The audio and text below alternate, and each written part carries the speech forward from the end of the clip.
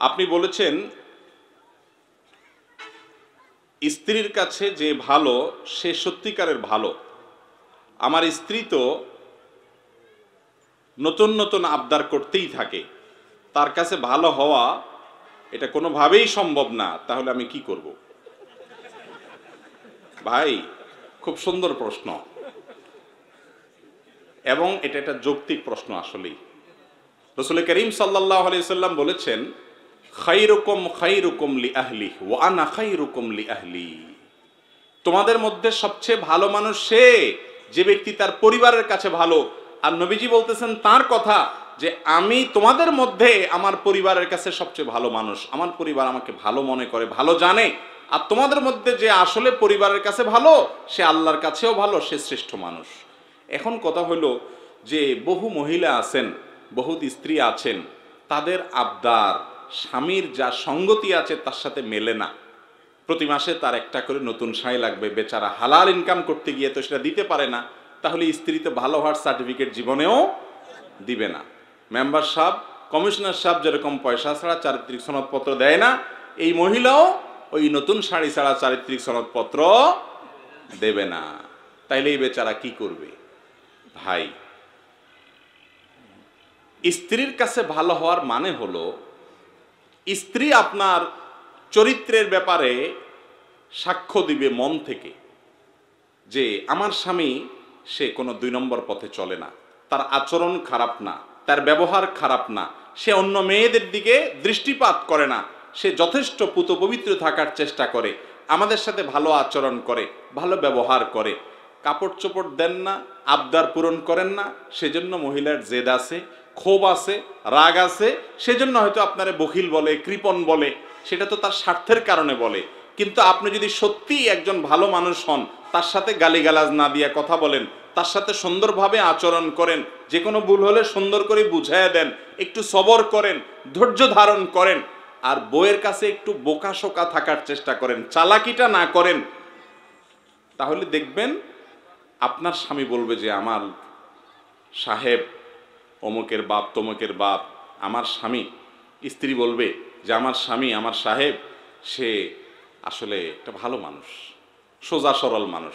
আর কিছু না, বউয়ের কাছ থেকে যদি এই সার্টিফিকেটটা নিতে পারেন যে বেচারা একটু সোজা কিসিমের, বাস তাইলেই চলবে ইনশাআল্লাহ। সোজা হইতে পারবেন না? আমাদের নবী করিম সাল্লাল্লাহু আলাইহি সাল্লাম তার স্ত্রীগণের সাথে, উম্মাহাতুল মুমিনিনের সাথে কিরকম ছিলেন জানেন?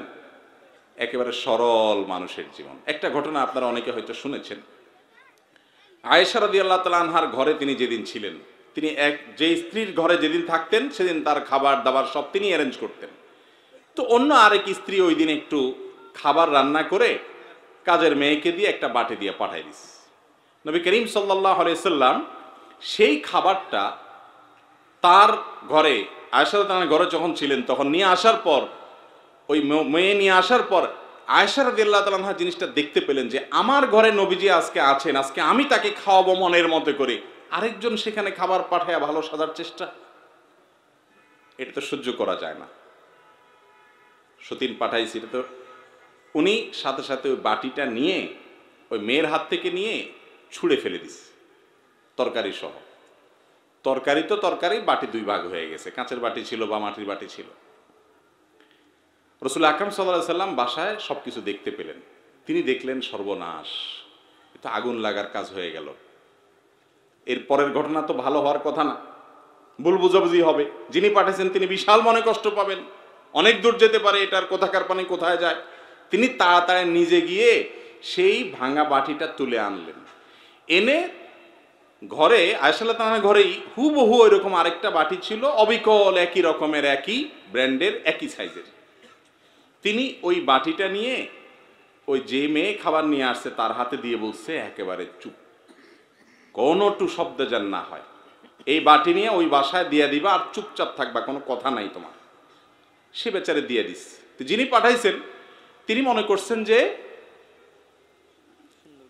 সুন্দর করে বাটি থেকে খাবার নিয়ে আবার সেটাকে পরিষ্কার করে এত কুইকলি সেটাকে রিটার্ন করে দিয়েছে এত সুন্দরভাবে, তিনি অনেক খুশি হয়ে গেছেন। খাবার যে কোথায় সেটা তো আর তিনি জানেন না। আচ্ছা, এই যে একটা কাজ রাসূল আকরাম সাল্লাল্লাহু আলাইহি সাল্লামের ঘরে হইল, আপনার ঘরে যদি হইতো, আপনার বউয়ে যদি এরকম একটা বাটি আরেকজনের ধরে ছুঁড়ে ফেলে দিত, আপনার আরেক স্ত্রী খাবার পাঠাইতো, প্রথম কাজটা কি হইতো বলেন? একটা ছোট মিনি বিশ্বযুদ্ধ তো বউর সাথে একচোট হয়ে যেত, ঠিক না?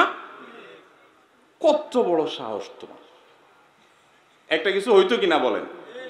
রাসূল আকরাম সাল্লাল্লাহু আলাইহি সাল্লাম যে কাজটা করেছেন, এবং হাদিস থেকে এটা এতটুকু জানি আমরা, এটা জানা যায় না যে তিনি, কোনো হাদিস দ্বারা এটা প্রমাণ হয় না যে এটা আনার পর তিনি আয়েশা রাদিয়াল্লাহু আনহাকে রাগ করেছেন, ডাঁট দিয়েছেন।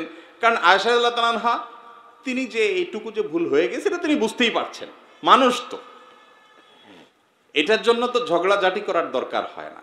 দেখেন, স্বামী হিসাবে নবী করিম সাল্লাল্লাহু আলাইহি সাল্লাম স্ত্রীর কাছে একজন সরল মানুষ, তিনি এমনিও সরল ছিলেন, এমনিও ভালো মানুষ ছিলেন, সেই ভালো মানসিকতাটা প্রকাশ করতেন। আমরা হইলে দুনিয়ার সবচেয়ে বোকাশোকা মানুষ, ভাজা মাছটা উল্টাতে পারে না, বাজারে যা দোকানদারি করলে কাস্টমাররা সকাল বিকাল তাকে ধোকা দেয়, সবার কাছে গেলে ধরা খায়।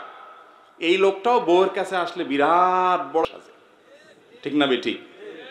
মনে হয় যে সে বিশাল বড় বুদ্ধিজীবী, ঠিক না? আরে ভাই, আপনি সারা দুনিয়াতে বুদ্ধিজীবী হইল, বউয়ের কাছে আইসা অন্তত আর কিছু না হোক একটু সোজা সরল সাথেন। তাহলে শাড়িটা যদি কিনে দিতে নাও পারেন, তার আর্গুমেন্ট অনুযায়ী যদি আবদার পূরণ করতে নাও পারেন, ইনশাআল্লাহ দেখবেন বউ আপনার সামনে না বললে কি হবে, অন্যদের কাছে ঠিকই বলবে যে আসলে মানুষটা ভালো, লোকটা কি ভালো। স্বার্থের কারণে যদি সে বলে না, সে কৃপণ দেয় না, তো তার এই মিথ্যা সার্টিফিকেটের বা এই যে একটা তার স্বার্থপরতার কারণে সে আপনার সার্টিফিকেট আটকাই দিল, ওইটাতে কিছু আসে যায় না। আপনি তার কাছে আপনার আচরণ দিয়ে তাকে কষ্ট দেন নাকি তাকে খুশি রাখেন হালালভাবে, বৈধভাবে, সেটা হলো মূল বিষয়। কথা কি বুঝাইতে পারছি? আল্লাহ তাআলা আমাদেরকে বোঝার তৌফিক দান করুন।